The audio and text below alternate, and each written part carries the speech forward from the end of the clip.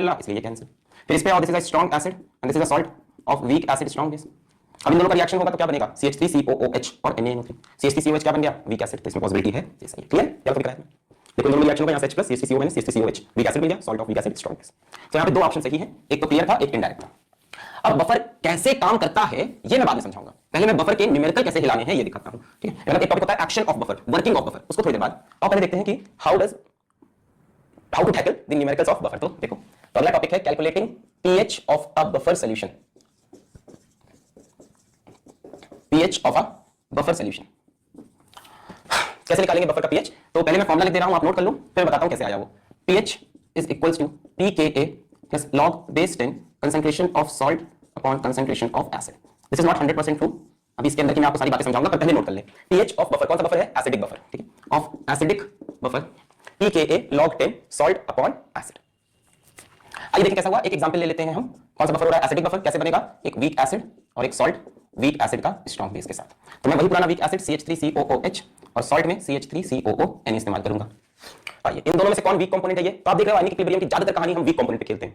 भाई जितने भी हमने अभी तक पार्ट कवर किया यानी कि ज्यादातर हमारा ध्यान किस पे रहता है, वीक कंपोनेंट पे। तो इस वीक कंपोनेंट को जरा उठाओ, CH3COOH पार्शियली डिसोसिएट करेगा to give CH3COO minus plus H+, ये कंप्लीटली करेगा, पार्शियली करेगा, वीक है। और इसको देखो तो ये कंप्लीटली कर जाएगा क्योंकि ये स्ट्रांग है। ये कैसा इलेक्ट्रोलाइट है, स्ट्रांग, क्योंकि इसमें एक कंपोनेंट स्ट्रांग है। ठीक है, एक भी कंपोनेंट स्ट्रांग होता है तो स्ट्रांग बन जाता है। तो ये कंप्लीटली डिसोसिएट किया to give CH3COO minus and plus, 100% dissociate कर गया। अब इस वीक एसिड के लिए, this is a weak acid, इसके लिए हम Ka की इक्वेशन लिख सकते हैं। Ka की इक्वेशन क्या होगी बोलो, यहां से इक्विलिब्रियम कांस्टेंट होता है इसका, ionization constant, concentration of CH3CO minus into H+ divided by concentration of CH3COOH।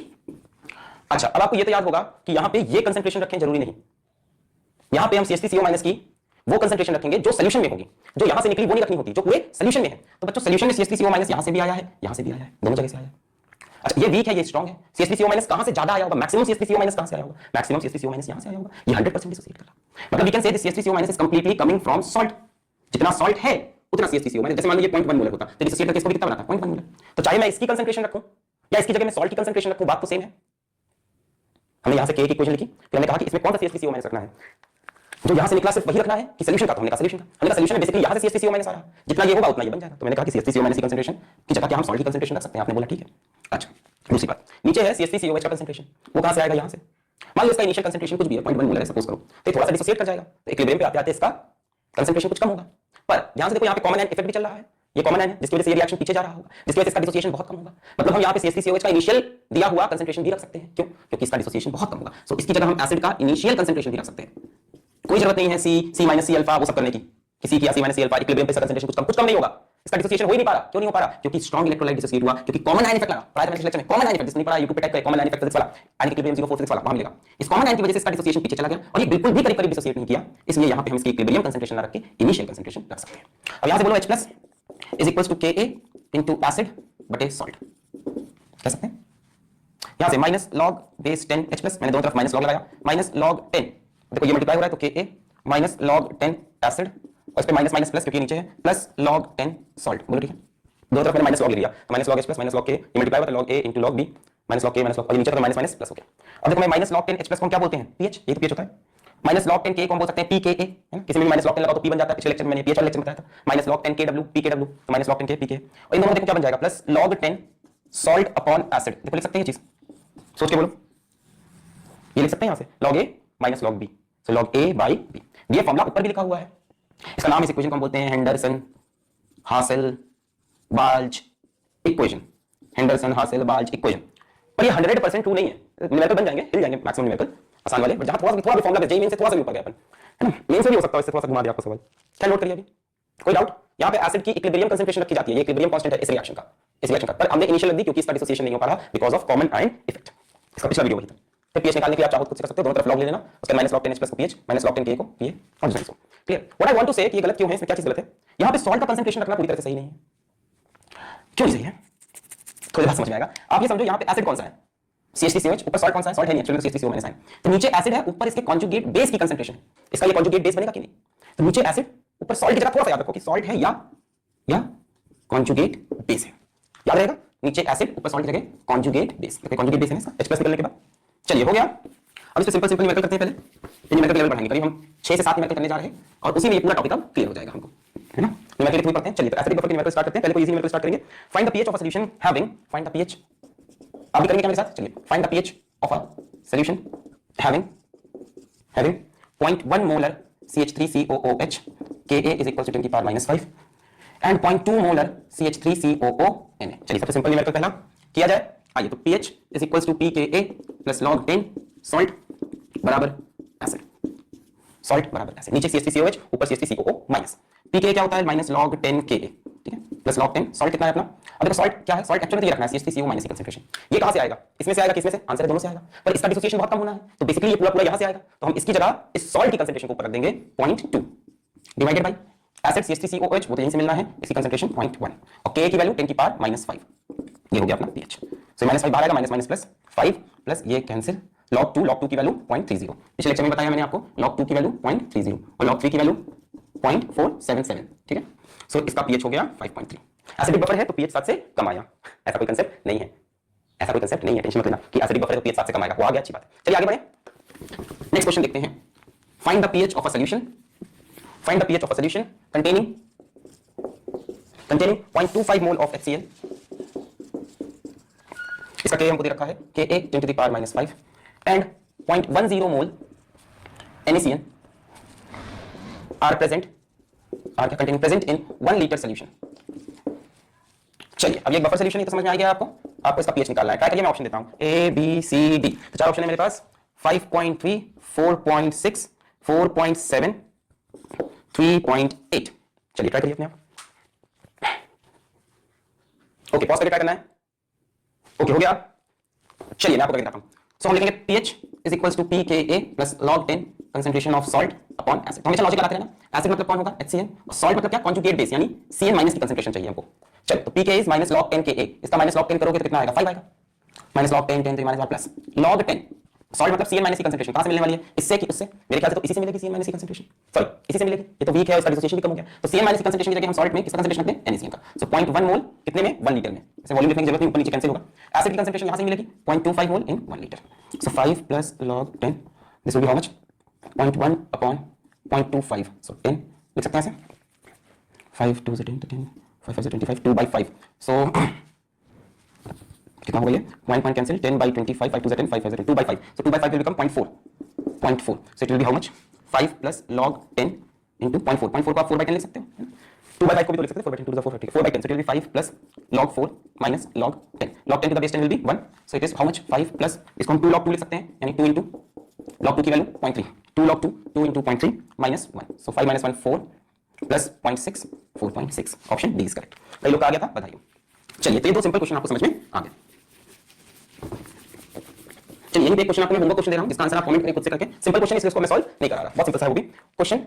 What volume of 0.1 molar HCOONA should be added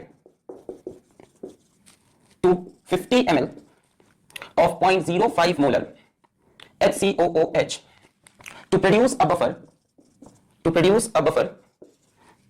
of pH 4 if pKa is equals to 3.7। करेंगे खुद से कि मैं कर दूं। What volume of this should be added to 50 ml of this to produce a buffer of pH इतना if pKa is इतना, ठीक है। तो हम pH का फॉर्मूला लिखें, pH is equals to pKa plus log 10 salt बराबर एसिड। एसिड कौन सा चाहिए? HCOOH की कंसंट्रेशन, सॉल्ट मतलब कॉन्जुगेट बेस यानी HCOO माइनस की कंसंट्रेशन। तो HCOH तो यार तुमको यहां से सीधा रख दोगे क्या? नहीं, को आपके पास वॉल्यूम और आने वाला है, अभी और वॉल्यूम आने, इस बार सॉल्यूशन बना के दिया, सॉल्यूशन बनाना है। पिछली बार सॉल्यूशन बना हुआ था तो कंसंट्रेशन पता थी कितनी कितनी है, इस बार बोला है ये एक सॉल्यूशन है और एक और सॉल्यूशन, दोनों को मिलाएंगे तो मिलाकर नया सॉल्यूशन बनेगा, तो दोनों की कंसंट्रेशन नहीं बनेगी, तो HCOH की ये कंसंट्रेशन रखना गलत हो जाएगा, एसिड की जगह दो सॉल्यूशन मिलेंगे। तो मान लेते हैं HCOOH का हमारे पास V वॉल्यूम है, टोटल वॉल्यूम कितना हो गया सॉल्यूशन का? सॉल्यूशन का टोटल वॉल्यूम हो जाएगा V plus 50, ठीक है। कन्वर्ट करने की जरूरत नहीं क्योंकि ऊपर नीचे सब कैंसिल हो रहा है, तो कन्वर्ट मत करना। मैंने मान लिया VmL, तो टोटल वॉल्यूम का V plus 50। चलो अब आ जाओ, pKa दिया हुआ है 3.7, pH भी दे रखा है 4 प्लस log 10 सॉल्ट यानी HCO माइनस की कंसंट्रेशन, अच्छा, और नीचे एसिड की कंसंट्रेशन, और पहले कंसंट्रेशन निकालें। एसिड की कंसंट्रेशन क्या होता है? Number of moles upon total volume. देखो ये इसकी मोलैरिटी है, ये इसका वॉल्यूम है, तो यहां से नंबर ऑफ मोल्स निकाल सकते हो। अगर HCOH की बात करूं तो इनिशियली HCOH की मोलैरिटी पता है, नंबर ऑफ मोल्स नहीं पता, वॉल्यूम पता है 50, तो यहां से नंबर ऑफ मोल्स कितने हो जाएंगे? मोलैरिटी इनटू वॉल्यूम, ये मैं कई बार बताया हूं, M into V क्या बनता है? Number of moles. इनिशियल बात कर रहे हैं, इनिशियली जब मिलाया नहीं गया, इस सॉल्यूशन का वॉल्यूम कितना है? 50, मोलैरिटी इतनी, इसके नंबर ऑफ मोल्स हो जाएंगे 50, सॉरी मोलैरिटी कितनी है? 0.05 into 50। वॉल्यूम को चेंज करना है मुझे पता है, मत करो यार, ऊपर नीचे कैंसिल होने वाला है, टेंशन मत लो, इसको वैसे भी मिली मोल्स बोला जाता है, number of moles millimoles, क्योंकि वॉल्यूम मिलीलीटर में, टेंशन मत लो तुम, छोड़ो अभी, ऊपर नीचे कैंसिल हो जाएगा, वॉल्यूम चेंज करने की जरूरत नहीं। अब इतने मोल्स हैं HCOH के, मिलाने के बाद HCOH के मोल्स तो चेंज होंगे नहीं, वॉल्यूम बढ़ जाएगा, तो टोटल एसिड की कंसंट्रेशन क्या हो जाएगी, number of moles 0.05 into 50 upon total volume, volume कितना हो गया V plus 50। इसी तरह से सॉल्ट की बात करें तो सॉल्ट के इनिशियल नंबर ऑफ मोल्स कितने होंगे 0.1 into V, बोलो सही है, सॉल्ट की कंसंट्रेशन निकालनी है तो सॉल्ट के नंबर ऑफ मोल्स कितने होंगे m into V upon total volume, मिलाने के बाद V plus 50, उठा के यहाँ रख दो, salt 0.1 into V upon V plus 50, V plus 50 ऊपर नीचे कैंसिल हो जाएगा, इसमें भी V plus 50, इसमें भी ऊपर नीचे कैंसिल, लिख नहीं रहा, डिवाइडेड बाय एसिड की कंसंट्रेशन 0.05 into 50, टेस्ट तो नहीं होगा, इसमें भी 0.1 V by V plus 50, इसमें भी V plus 50 कैंसिल, यहाँ से V की वैल्यू हमें चाहिए तो ये इधर जाएगा 4 minus 0.37 that is 0.3 is equals to log base 10.1, यहाँ से पॉइंट हटाया, चलो यहाँ रहते हैं 0.1 अपॉन 0.05 into 50 into V, यहाँ से पॉइंट हटाया तो नीचे एक जीरो और बढ़ जाएगा, ये पॉइंट हटाया, दो जीरो कैंसिल, V बटे 25, सो ये बता दूं और ये देखो V बटे 25 log 10, अच्छा ये किसकी वैल्यू है, ये log 3 log 2 की वैल्यू है 0.3 ना, log 2 की वैल्यू 0.3, तो ये पूरा टर्म 2 के इक्वल होगा, log 2 होता है 0.32 के, V बटे 25 is 2, V बटे 25 is 2 मतलब V इक्वल्स टू 50, इसका 50 है मेरा, ठीक है, नहीं यार क्रॉस चेक कर लो, उल्टा रख के एक बार देख लो, नंबर ऑफ मोल्स समझना है कैसे निकालें, m into v से, इसके initial number of moles, finally number of moles same रहेंगे, क्या चेंज हो जाएगा, total volume, number of moles upon, कहां से फॉर्मूला है, मोलैरिटी से, molarity number of moles upon volume, ठीक है, ये मैंने बोला ये किसकी वैल्यू है, मैंने log 2 की, ये पूरा 2 के इक्वल होगा तो v बटे 25 इज इक्वल टू 2, तो v इज इक्वल टू 50 में, चलिए मैंने सॉल्व कर दिया ये वाला भी, अब नेक्स्ट क्वेश्चन आप खुद से करिएगा, पता करेंगे, ओके नेक्स्ट क्वेश्चन बहुत प्यारा सा है भी, चलिए देखते हैं कौन कर पाता है, अच्छा क्वेश्चन आ रहा है अगला question, so find the pH of a solution, find the pH of a solution containing find the pH of a solution having 0.1 molar CH3COOH, K is equal to 10 की पावर -5, 10 पावर -4 दे रहा है इस बार, चलो ठीक है, जो ये लोग दे रहे हैं वही हम ले लेते हैं, ये K is equal to 10 की power -4 and 0.2 molar CH3COO whole twice calcium acetate. अब आपको इस सॉल्यूशन का pH फाइंड करना है, ठीक है, 0.1 मोलर ये है, 10 की पावर -4, जो दे रखा है यूज कर लेते हैं, and 0.2 मोलर ये, तो find the pH of solution, मैं आपको ऑप्शन देता हूं A B C D, ठीक है, वो 10 पावर -5 होना चाहिए, पता नहीं बुक में लेटर दिया होगा क्या, उसी के हिसाब से आंसर है, सो द ऑप्शंस आर 4.3 5.7 4.6 4.7, चलिए ट्राई करिए, पॉज करके ट्राई करिए, ओके हो गया पॉज करके ट्राई कर लो खुद से, ये आ रहा गलत है, ये आएगा कैसे, pH is equals to pKa plus log base 10 concentration of salt upon concentration of acid, pKa की जगह minus log 10 Ka plus log 10 salt upon acid, minus log 10 K क्या है 10 की power -4, so -4 will come this side, minus minus plus, so this is 4 plus log 10, अब acid अपना कौन सा है यहाँ पे CH3COO माइनस, और ऊपर सॉल्ट होता है कि सॉल्ट नहीं होता, एक्जैक्टली सॉरी एसिड कौन सा CH3COH, ऊपर सॉल्ट की जगह में क्या रखना होता है, कॉन्जुगेट बेस होता है एक्चुअल में, यानी CH3COO माइनस की कंसंट्रेशन रखनी है ऊपर, यहां पे मैं पूछूं सॉल्ट कौन सा है तो आप बोलोगे ये सॉल्ट है और ये एसिड है, एसिड की कंसंट्रेशन दे रखी है, रख दिया, सॉल्ट की कंसंट्रेशन रख देंगे तो गलत हो जाएगा, हमें इसकी कंसंट्रेशन चाहिए, इसमें से ये आयन डबल निकलेगा, नहीं समझे, मान लो ये डिसोसिएट किया तो ये देगा Ca2+ + 2 moles of CH3COO minus, इसकी कंसंट्रेशन कितनी है 0.2, इससे ये कितना बनने वाला है 0.4, अगर आप सॉल्ट की कंसंट्रेशन यहां रखोगे तो आंसर गलत आएगा, सॉल्ट कितना है 0.2, पर सॉल्ट नहीं रखा जाता एक्चुअल में, कॉन्जुगेट, यही मैं समझा रहा था उस टाइम कि हमेशा ये फॉर्मूला लगाना सही नहीं, याद रखना सॉल्ट नहीं, कॉन्जुगेट बेस की concentration, CH3COH conjugate base CH3COO minus, उसकी कंसंट्रेशन यहां 0.2 नहीं होगी